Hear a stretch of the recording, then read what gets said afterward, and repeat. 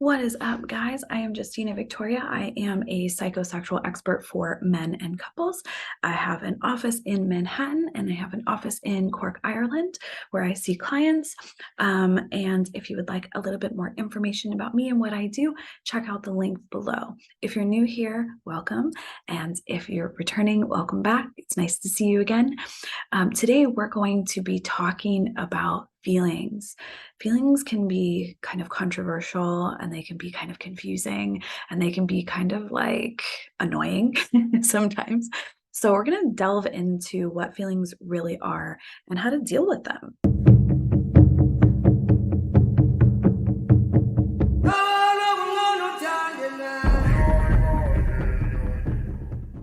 Okay, so as a person who has spent their life trying to figure out feelings, like for the majority of my life, my feelings tortured me. And I spent years in this field. I spent years even before I got in this field, really interested in personal development and trying to figure out like, how do you deal with your feelings? Like, what's the magic formula? What's the solution? And I'm a person who's always looking for a formula, especially in my work with my clients. I am always crafting formulas that will solve their problems and allow them to finally heal and move beyond whatever problem that they have been experiencing. And so this was one of the biggest formulas beyond having a healthy relationship, like understanding like why can I not just have a relationship that lasts, that has longevity, that has fulfillment, right?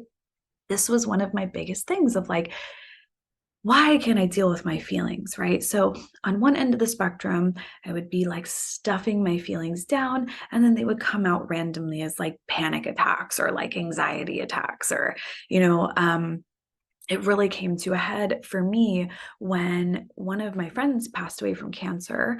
I started having like panic attacks. I couldn't get beyond the grief for like months. I actually, the night of her wake, I ended up in the hospital because I couldn't stop vomiting for like 14 hours straight.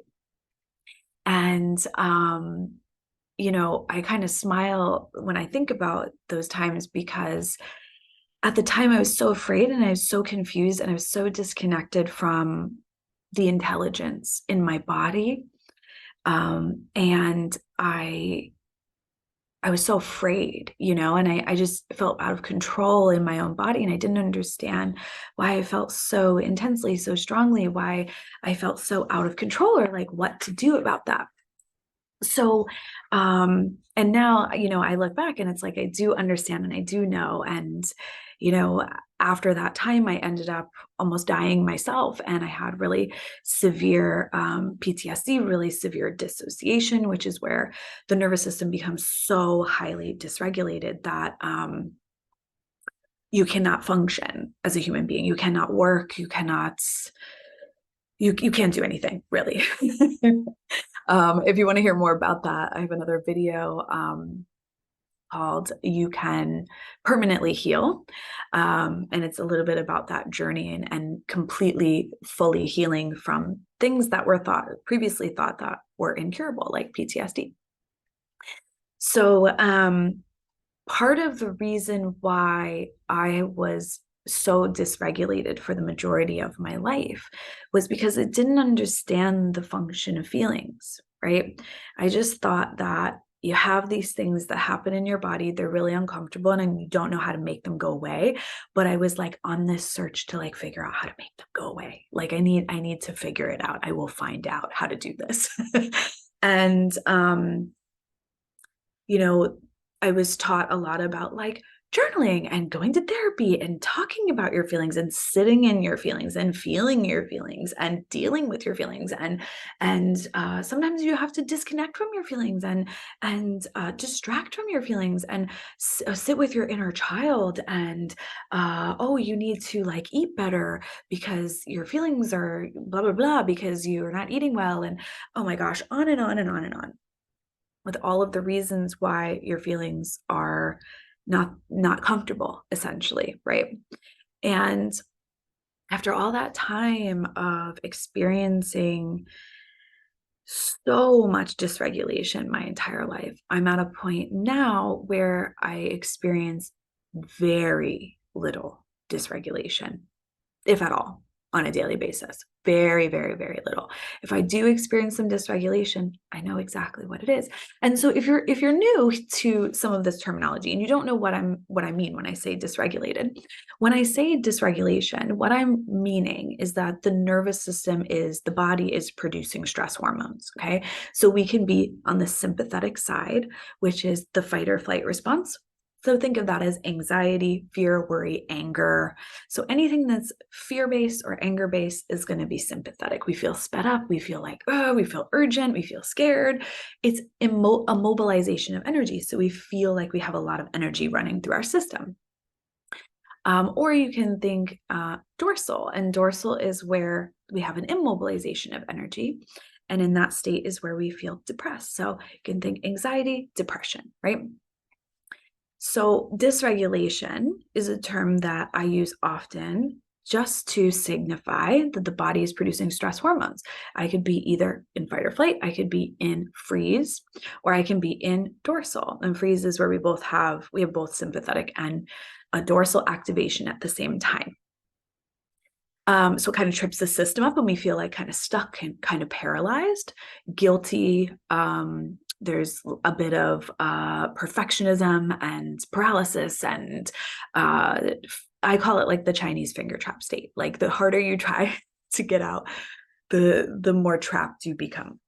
So here's how to deal with your feelings, okay? When we're dysregulated, it is being caused by one of two sources. Could be both at the same time, but typically the cause is only one of two things, and that is unmet needs. Okay, so if you think about when you're hungry, that's a form of dysregulation. The body's starting to produce stress hormones and it's telling you, hey, you have an unmet need. You need to go eat food. Okay. If you are thirsty, same thing happens. If you need to take a piss, the same thing happens, right? And the longer you go without getting that need met, the more dysregulation you're going to experience, right? The worse your bladder is feeling, the worse your stomach is feeling, the more thirsty you become, right? The more dry your throat becomes. But this same exact thing happens with all of our needs. And we have lots of different needs that you probably were never taught were actually needs, right? Things like feelings of authenticity, of freedom, of creativity, of feeling seen, being understood, being appreciated, companionship and intimacy and touch. And I mean, our list of needs goes on and on. And so, if you have an impaired relationship with your feelings, then you're not going to be able to know what your needs are. And this is a problem because if you can't identify your need, then the dysregulation becomes worse. So, in the same way I just described, if you don't eat, right, you start to feel hungry, you know, based on that feeling, I need to go eat something. All of our feelings of dysregulation are exactly the same as that.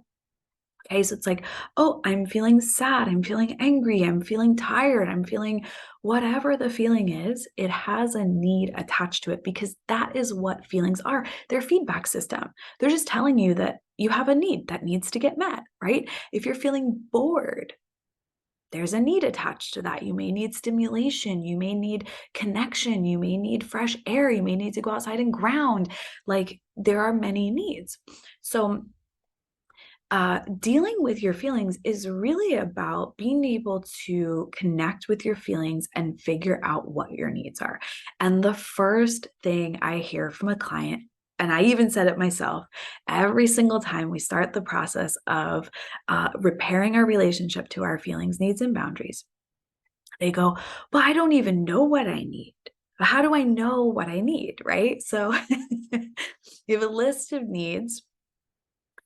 You can actually type this in tertiary needs, and you'll see there's 7 different types of needs that we need fulfilled as humans. And they range from physical to psychological. And, you know, we have a pretty decent relationship. Most of us have a pretty decent relationship to our basic feelings, right? Like when we're hungry, when we're thirsty, when we have to pee, when we have to like turn, when we in bed, when we have to get some movement, when we need to rest. Like a lot of us do have an okay relationship to those because those aren't necessarily feelings that are shamed a lot of the time. Sometimes they are, though. I mean, absolutely they are, but they're not shamed the same way that our other feelings are shamed, like sadness or anger, things like that. Like if you, as a child, were punished for being angry or shamed for being sad, um, or you had to be like perfectionistic in order to get love, like things like that, then you're going to have an impaired relationship to your feelings. So if you have an impaired relationship to your feelings, then it becomes very, very difficult for you to be able to clearly identify what your needs are. Can't clearly identify what your needs are, then the dysregulation doesn't go away, right? Because the second you meet the need, that feeling neutralizes. That's the wonderful thing about it, is that, when we live with our unmet needs as children and we have these chronic unmet needs, then we have chronic dysregulation. So as adults, we lived in chronic dysregulation as children, and chronic dysregulation as an adult seems normal. Like no deviation from what we've always known. But the problem is that now we're an adult and we can actually get our needs met, but we don't even know that. We have no idea that we can now go get our needs met because it was never modeled to us. So what we do is we actually internalize the relationship that we had with our caregivers, and the way that they related to our feelings, needs, and boundaries becomes the way that we then relate to our feelings, needs, and boundaries. Okay. So if we had really chronic unmet needs as a child, let's say your need for connection or your need for praise and appreciation went unmet, as an adult, it's going to continue to be chronically unmet because of the relationship that was modeled to you around this. Okay. So, to deal with your feelings means that you actually start to identify what the need is that's associated with the feeling, and you just meet the need. So, in the same way, when you're hungry, you go eat something, the hunger goes away, right? Because the hunger was only there to let you know that something needs to happen. Some need has to get met for your happiness, for your well being, for your homeostasis, for your balance, etc. Right? And so this is the same thing. Now, the second thing that causes us dysregulation, right, and makes us feel like we can't deal with our feelings is destructive narratives. Okay. So it's a self-feeding cycle. If we are children of insecure attachment, meaning that our parents had a impaired relationship to our feelings, needs, and boundaries, and we had chronically unmet needs, we will be chronically dysregulated. And in chronic dysregulation, we have narratives, a lot of destructive narratives. So in sympathetic, we have narratives like somebody or something is to blame or is an enemy. The worst case scenario is going to happen to me.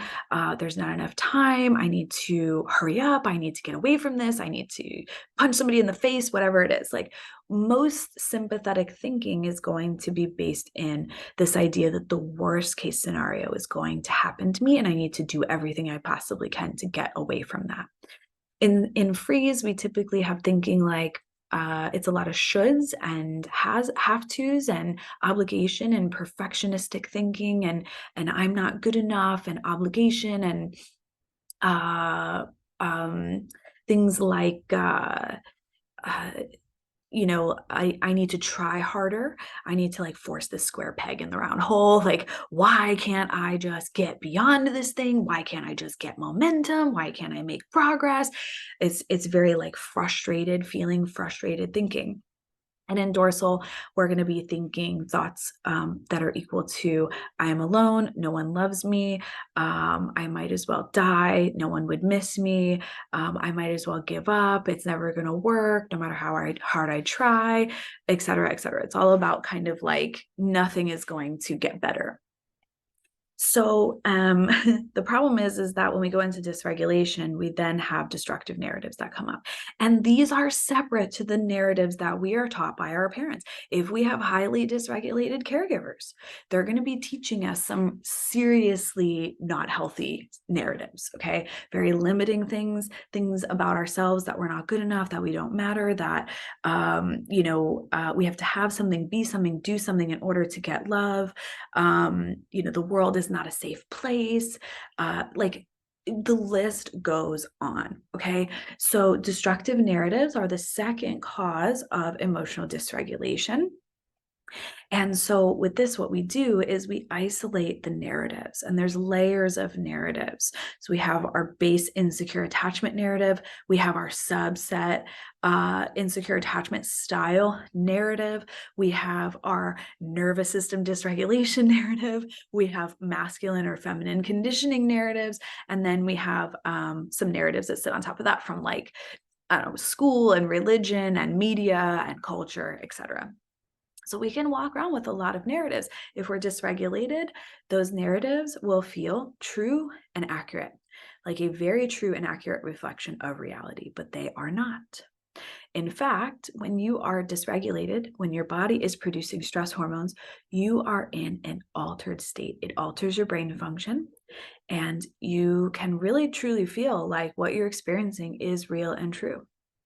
And that's not to say that it isn't real and true, but that the story about what's happening is not real or true. It can be an illusion. So we work to unblend from these narratives that are causing chronic dysregulation that keep us stuck on this cycle over and over and over. So we have these two things: unmet needs causing dysregulation that we haven't been able to identify, or we were modeled never get met. So as adults, we don't meet them because we didn't know that we could meet them. And the second thing is these subconscious destructive narratives that are running in the background. And one of the ways that I kind of try to describe the narratives is like if you were running from a lion, right? And then once you get away from the lion, you're back to safety. But if you internalize the lion and the lion lived in your brain, then what, right? Because you can run, fight, freeze, or play dead when a lion is chasing you.